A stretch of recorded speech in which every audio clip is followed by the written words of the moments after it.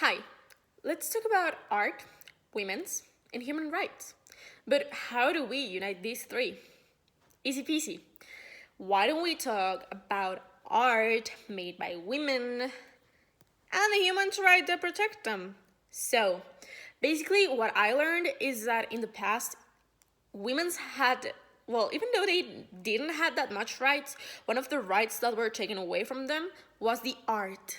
But not the art itself, but actually like given for granted women's art. Like women's are just as capable as men of doing art and making it real good.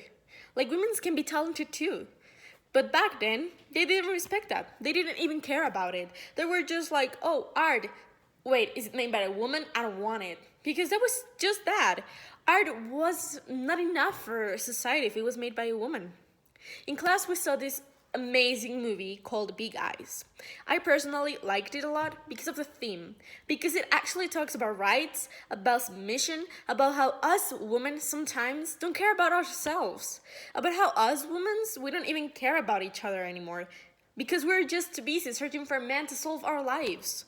Back then in the 60s, women actually needed a man to be completed because life was not life without a man, because that's what the society said. Society said you need a man by your side.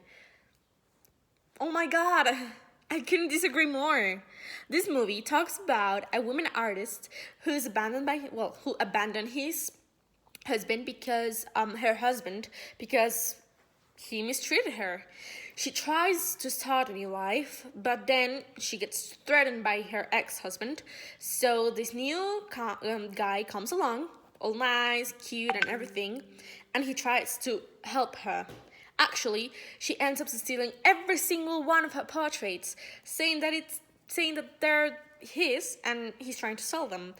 And he's actually blackmailing her more and more so that she gives him like all the rights and I don't know, more portraits and things like that. So this movie actually teaches us how was society back then and how also human rights, as I must say, have evolved. Because fortunately today we don't have to deal with these problems. Fortunately today we can actually value a woman's work in art.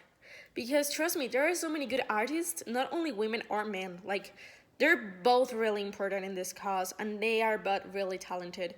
So basically what I learned in this one is that doesn't matter where art comes from, it's just art and we have to learn to appreciate it and just how it is. Art, nothing more, nothing less.